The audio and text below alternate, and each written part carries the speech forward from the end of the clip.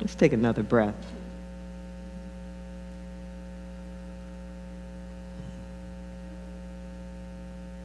Our topic today is grow or status quo. Our theme this month is expansion. Grow or status quo.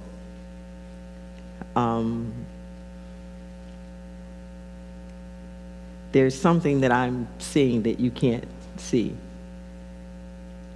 And it's such a beautiful sight. I'm kind of in the rapture of it, which may look like I'm struggling for words. So in the sound booth is Taj Leahy with his daughter, Relia. And she's laying on his chest. How old is she now? She's 6.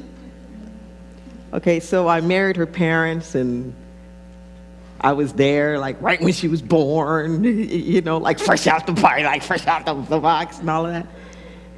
And it's so sweet.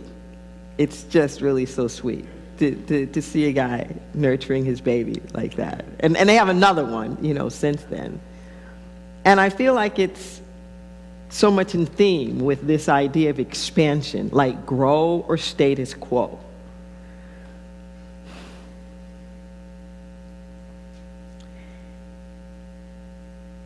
If you don't change direction, you're going to wind up where you're headed.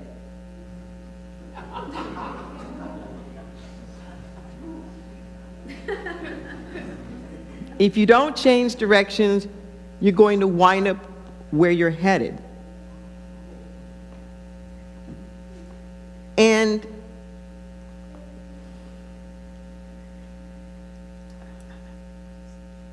I guess it was Friday morning, I was on a Zoom call with Pachamama Alliance. I'm on their board of directors, and there's some really deep work that we're being engaged in right now, and I'm a part of that, around social justice, and particularly around dismantling racism. And we have this monthly call, and people are calling in from all over the world, and I was on there with some of my colleagues, and I was explaining, I said,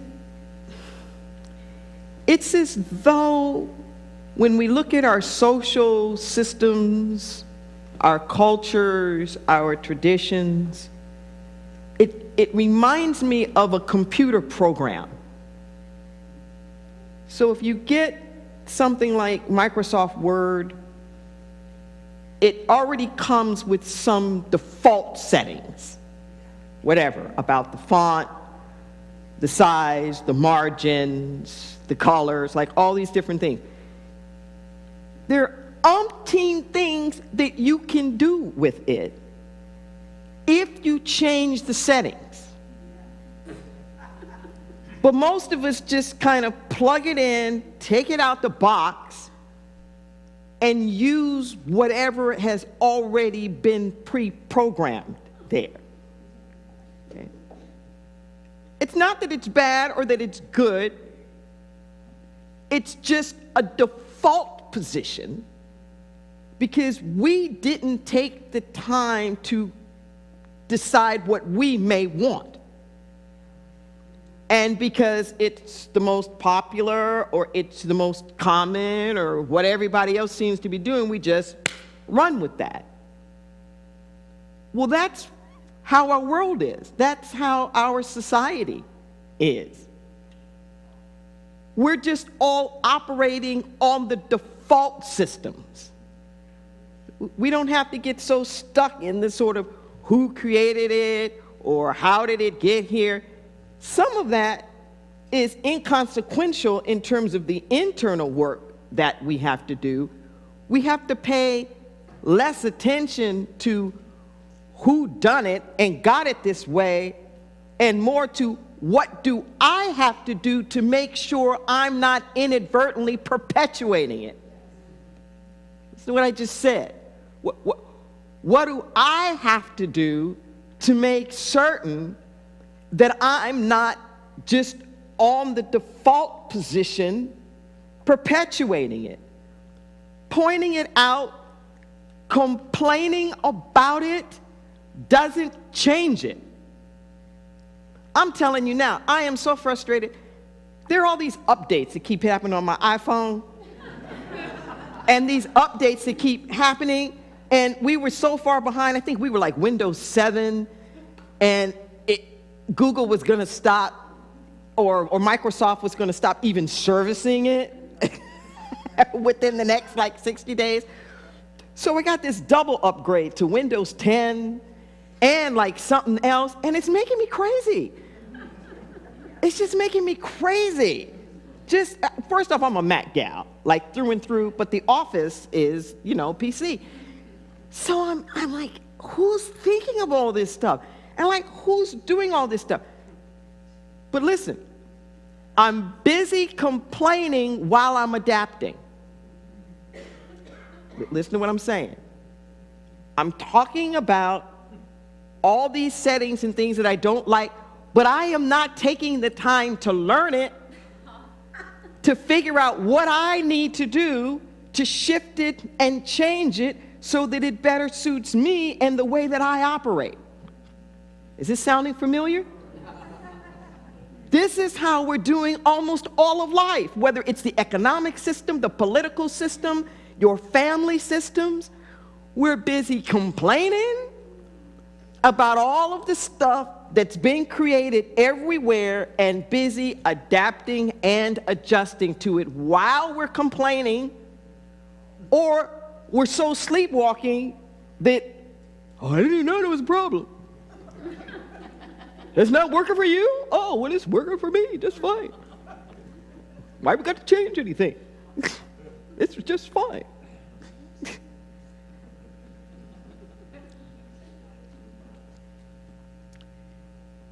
If you want to expand, if you want more of the goodness, more of the joy, more of the power, more in your purpose, you have to grow, or it's just the status quo. Last night, I went down with the Downings into Fresno. There's an organization, actually a couple of organizations, that are associated with the prison work that we do. It's the chaplain associations of the Muslims. And we've been working with them now like over 20 years. And they have these banquets where they honor people, and it's usually other chaplains. And for the first time, they were honoring people who were former inmates who are now out and being very successful. Now, mind you, most of these chaplains themselves at one point in time had been inside, but the honors of these awards were typically going to ones who are chaplains. So this is the first time the Chaplain Society was honoring non-chaplains, people that they had nurtured from the inside who are now out. One of them is one of our practitioners, Kalen Hadley. He and another guy, Paul, we made them practitioners based upon the work they had done inside with us in our original impact program, and we're still doing that particular program. And I knew some of these guys through the years because we've been going in there 20 years. The things that these men are doing just blew my mind. That's all I could say. It took grow beyond the status quo out the stratosphere for me in terms of the degree of inspiration. All of them had done over 20 years. Most of them had been prior lifers. And just to see, so our guy, Kalen, was being honored for academic excellence. We helped sponsor him to finish college in prison, and within a couple of years of being out, he got his master's at Dominguez Hills in social work. And we went down and, to celebrate that. He'd been applying for PhD programs, And now it's got this transition in his career that I'm just so excited about. He's been working with the city of Los Angeles and the county around ending homeless populations. And now they've got some new monies and some new plans and building these different halfway houses now to get people off the street and get them the drug counseling and the stuff and one that they need. And he's opening one of these. Yes, and it's got a plan for a plan for a couple of them. And I'm looking at this stuff. It's one guy owns 14 restaurants now. He got it for business. I remember him, from the inside. The one that blew my mind out the stratosphere, I hadn't met him yet, but the Imam Michael Salam that we work with, before we went into the banquet, he said, I couldn't even register. He said one of the honorees had gotten double life plus 5. At first I laughed. It was like double life plus 5. So that's okay, when you get out of hell the second time, we're gonna throw an extra 5 years on there. What the? Nice looking guy, handsome. And the imam comes to me later and he says, the guy didn't even do anything. He explained, he said, and I don't know the circumstance or when, because we kind of got cut off, but he said he had a gun and he was shooting lights out. Sounds like as a teenager, doing that. And the cops came, but he didn't hear them. And they told them to put down his weapons, and he kept shooting. At the lights, he didn't hear them. And they thought that he was shooting at them because he didn't stop. Now, nobody got shot. He didn't get shot. They didn't get, nobody got shot. But because they were police officers, he gets a life for an attempted to shoot a police officer at 17 years old. So he's done double life, plus 5. So he eventually gets out, I don't know, after 30 years or something like that. But what I learned from these guys all the time is what it's like to stand in pure possibility of not accepting the status quo. And as they're sharing their journeys and celebrating with us as being part of the journeys. I knew there was a reason I was supposed to bring my phone with me. Will you go to my office and bring my phone? Because I have a message from one of them I was supposed to give to the congregation. There's this way, I don't know about you, but I get into my little pity party, or I start thinking really small, and it feels like my world is restricted. I may want to do this, that, or whatever, but somehow I can't because there's all of these things, whatever these things are, responsibilities, financial restrictions, whatever. And it seems so big, and it seems so monumental. And when I come up against people who really been through some stuff and have broken through it, it makes me see just how trivial what my excuses are. That what seem like real stuff in the way, I realize it's just a story. All of my life, I have been absolutely fascinated with the human spirit and its capacity to rise above and be triumphant. I wouldn't be in this line of business if it hadn't been for that passion, that understanding that no matter what it is that anybody goes through, there is something within them that's transcendent. And if they allow themselves and have the capacity to do that, which is also going to include some forgiveness work, let me be clear, forgiving whatever those powers that be are that helped to create that circumstance that you were in that you didn't like, and some forgiving of yourself for whatever your part was or your collusion for being in that situation that it is that you didn't like. That's really important, because as long as you're in the shame and the blame game, you cannot grow. As long as you're in the shame and the blame game, you cannot grow.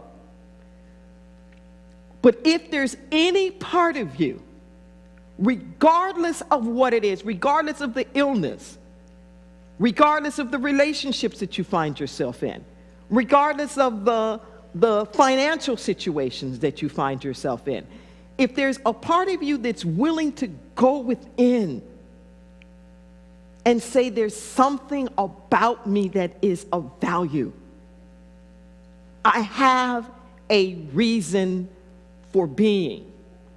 I remember in college reading Frankl's Man's Search for Meaning. Some of you might have read that. How do you survive a Holocaust? I know when I would think of my ancestors, the black ones in the United States, in what they must have gone through, and how do you survive that stuff that they were going through? Just like what is that? I've always had a propensity towards movements and social justice stuff. How do you rise above the degradation, the discrimination? How do you go for the equality and all of the rest of that? And what I know, and I keep saying over and over again, you have to believe it first. You have to believe it. You get inspired by people, yes. And part of what we kept seeing over and over and over again was these guys who were being honored thanking the chaplains in the room for believing in them, for inspiring them, and saying, like, look, because I know the guys that we start first working with that were lifers, I never thought they'd be out. I didn't. But in my mind's eye, I kept sharing the world with them. So when I would go to the beach, for example, I would see them at the beach. And it was extraordinary to have that experience of actually being there on the beach with the first one of them that got out, and to have a picture right here of going into the water the first time after 30-something years.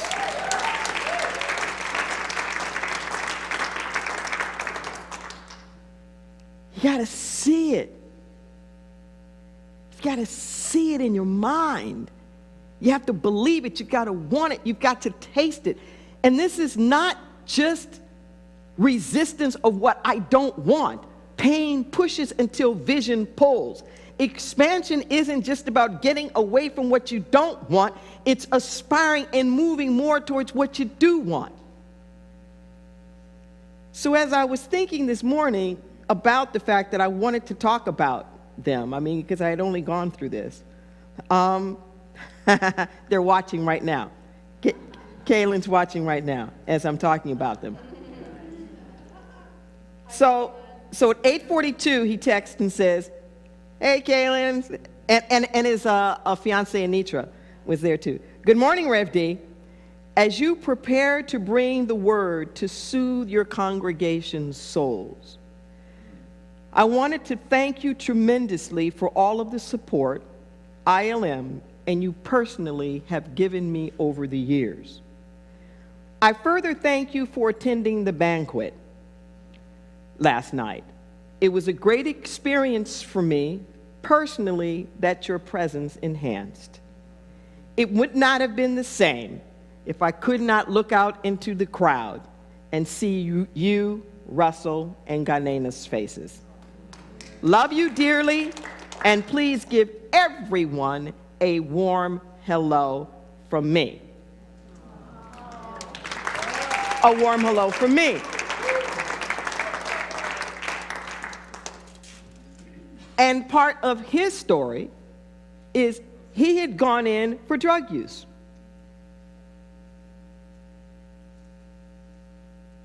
We shouldn't be criminalizing drug use. That's not what people need.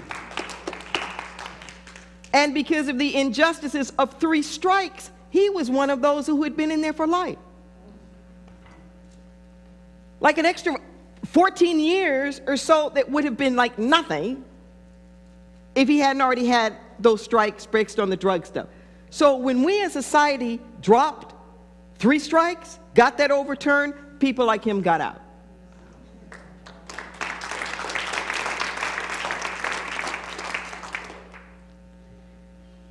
Expansion. Expansion. And I love when Kaylin was telling his story yesterday about how when he was in prison, he was still doing this, he was still being him. He was still being the person he was on the street. And even after he joined the Muslim faith, it took him a few years. He'd come to their Jumas on Friday or whatnot, and then he'd go do his thing out on the, like out on the yard. And you don't just hatch necessarily to enlightenment. It's a process, okay? But you keep moving in the direction of it. So there's a little caveat here that I want to say for the rest of this message.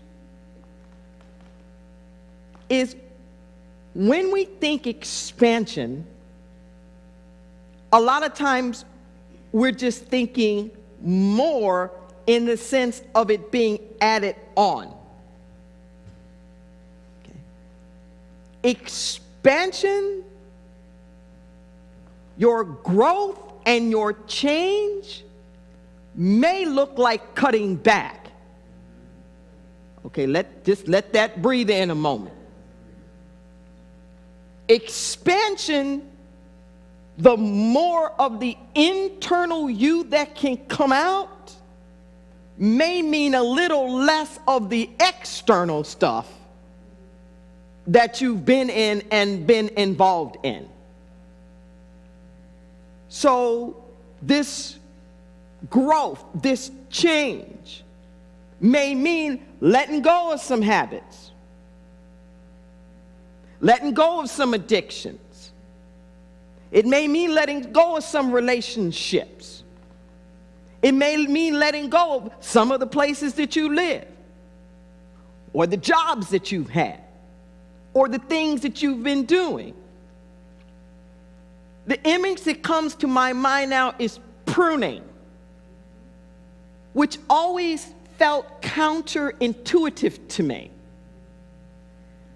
Now, in this house that I used to live in, there were these beautiful, beautiful bougainvillea. Oh my God, would just go up and trellis and whatnot. And every year, the landlord would cut it back. I mean nothing. It's not a flower, nothing. And I mean like down to like what looked like dead nubs. And I'd always get like so pissed because I never knew it would happen. And I come home and it's like, oh God, it just was like all barren. But what I understand is that if you want the fresh new growth, you have to quote unquote sacrifice that stuff that seems perfectly fine right now in order to have the more. Just breathe that in for a moment.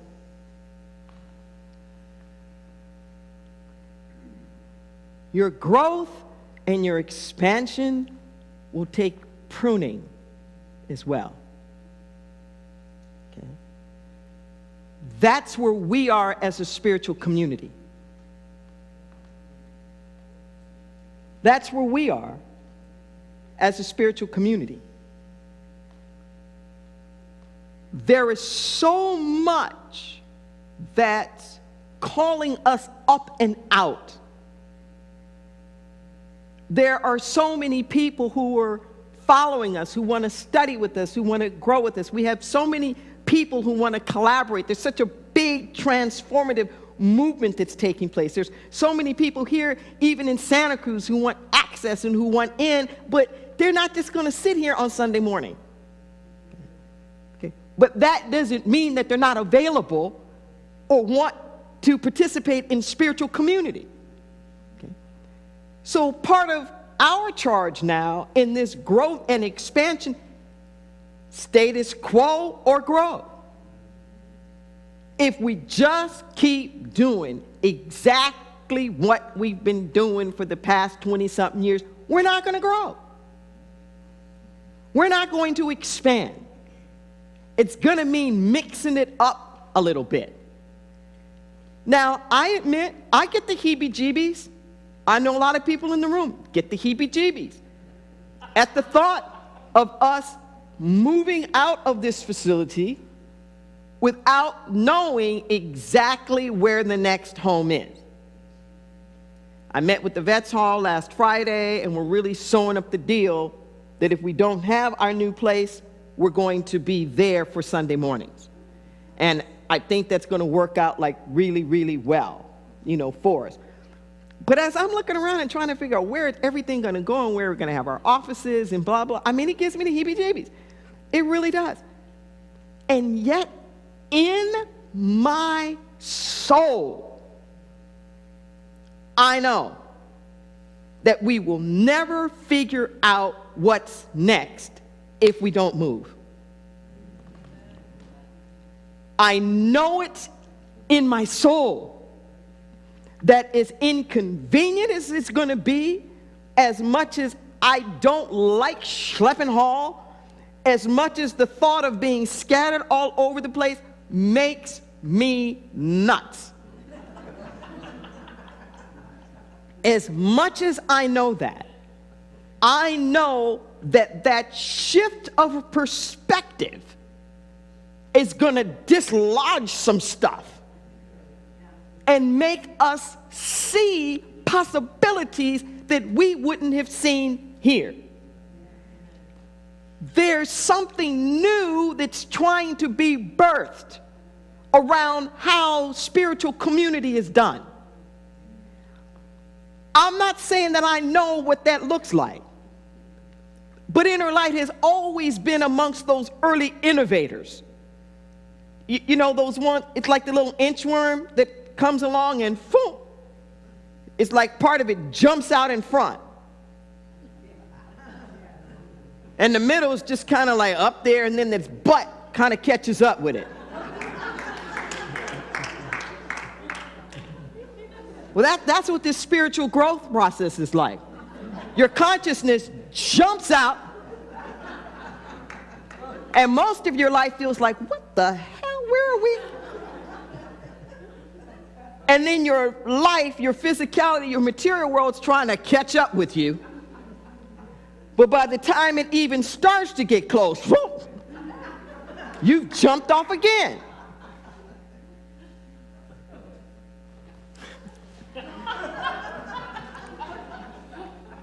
Conscious spiritual growth is not for the faint-hearted.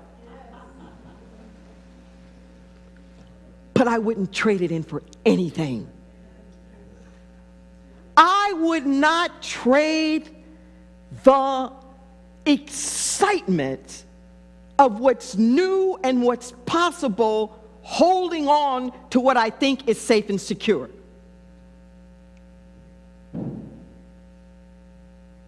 I don't want to stagnate like that. Homie don't want to go out like that.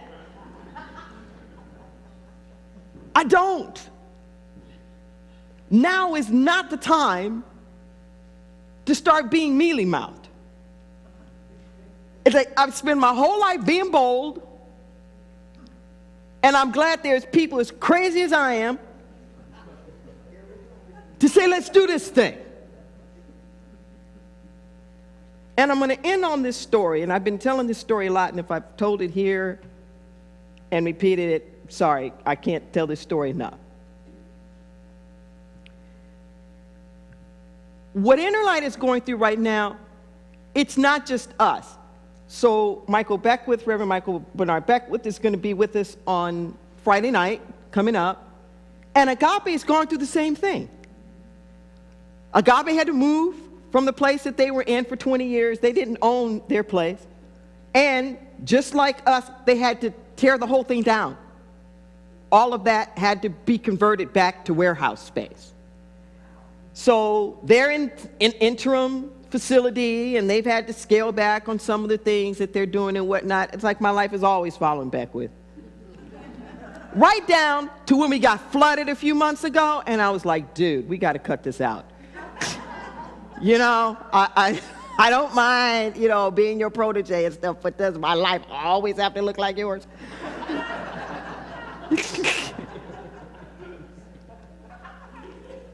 But it's not just now. There is something that is happening at such a big level. It's such a huge level. In fact, this afternoon, I think it starts at 5, there's an event I'm going to be speaking at downtown at the new comedy club where the old River Theater was, called The Great Turning. And it's a movie about this, and I'm going to be, John Robbins and a bunch of us are going to be like talking about that there's something huge. There's something really big happening. And anybody halfway awake feels it. And even if you aren't halfway awake, you're being shoved by it. You can't not notice it.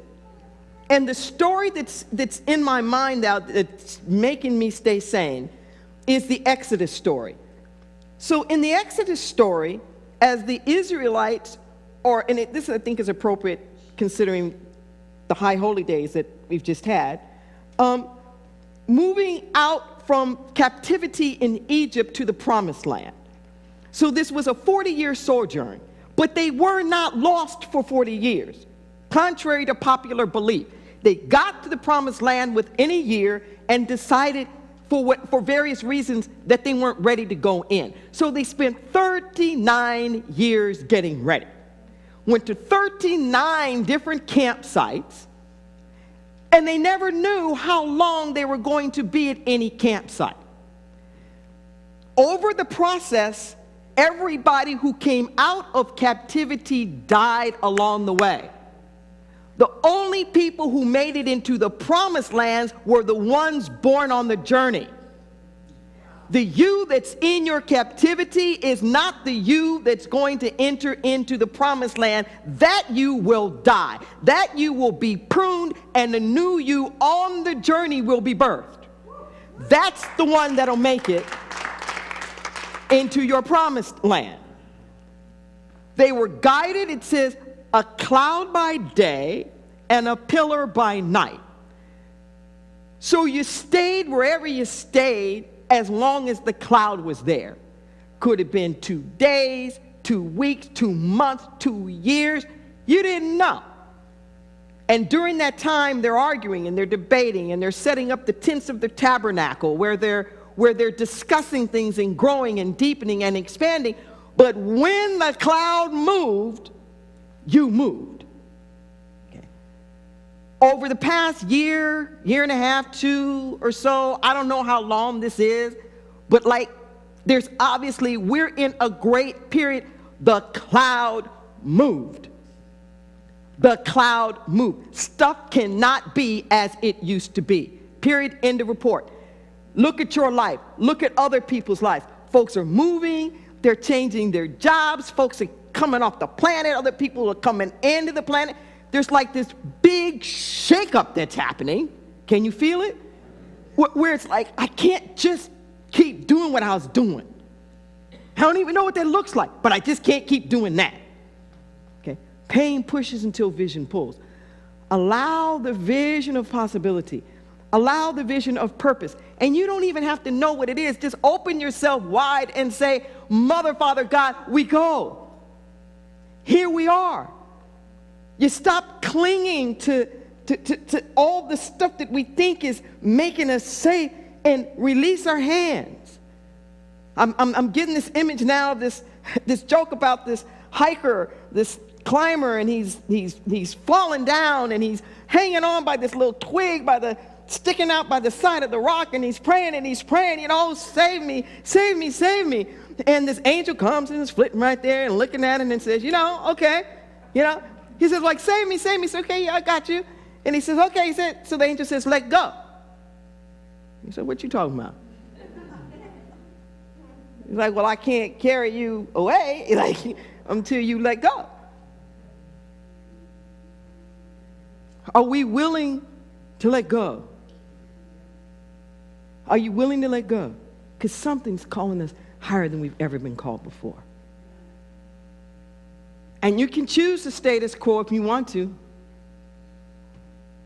But sure as I'm standing here, you will be knocked into some expansion. Beat the rush.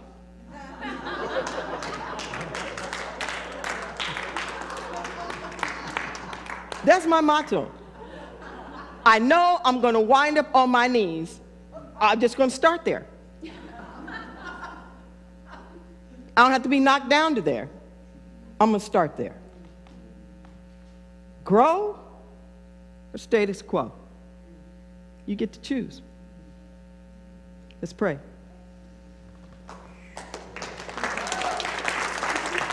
Let's pray.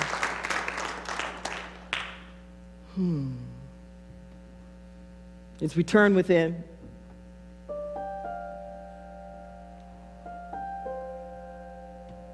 and we always turn within because that's where we can really find source.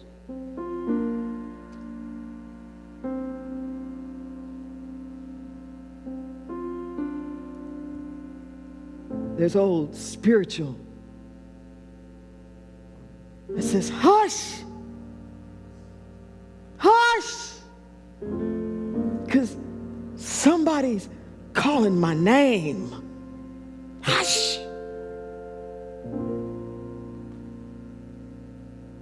Sounds like freedom.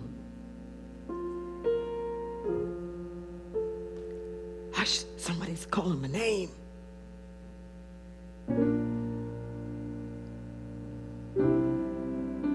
So we say to all the monkey mind, we say to all the worries and the fears and all of that stuff, we say to all of the clamor and the clutter of the world, hush, hush, shh.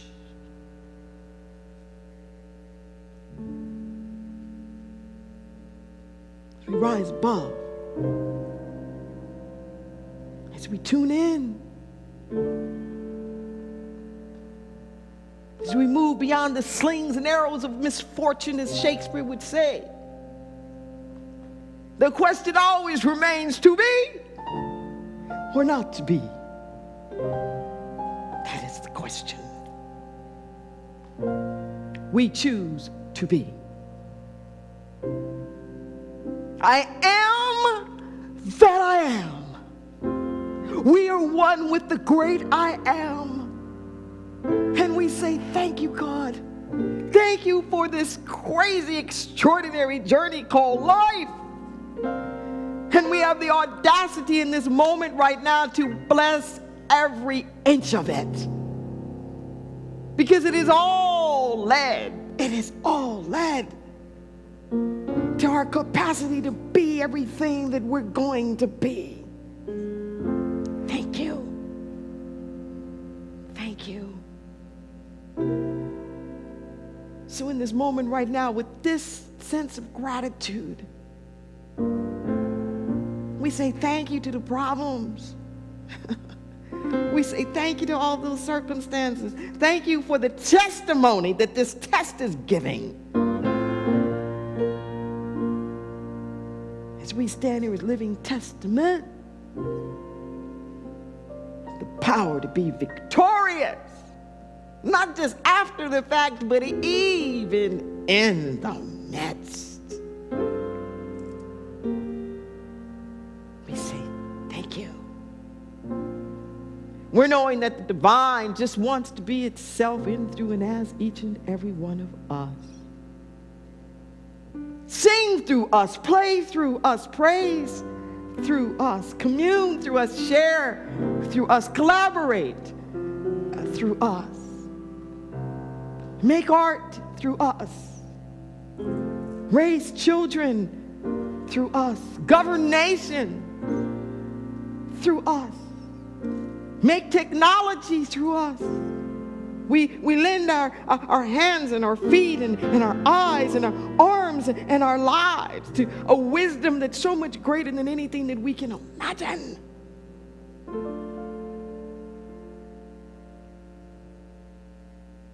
Will be the song.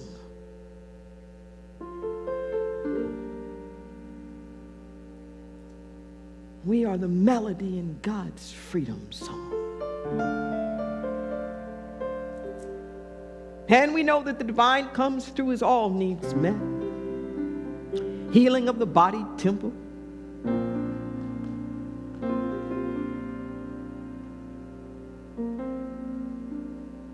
Financial burdens released in manners that just have boggled the mind. Relationships healing, forgiveness happening. Doors of opportunity opening up. Reconciliation, institutions getting into alignment with their highest principles, people sharing and caring and coming together in global community across all of our differences. It shows up as justice and fairness, food on every table, housing, all manner of good things. We say thank you for watching over this spiritual community, for opening doors, for providing resources, knowing that we are swimming in a sea of enoughness. Any appearances or lack and limitation anywhere, we see them for the false illusion that they are. There is enough, and we call it forth. We give thanks. We get out of our own ways, and we allow it to be, and so it is. So it is.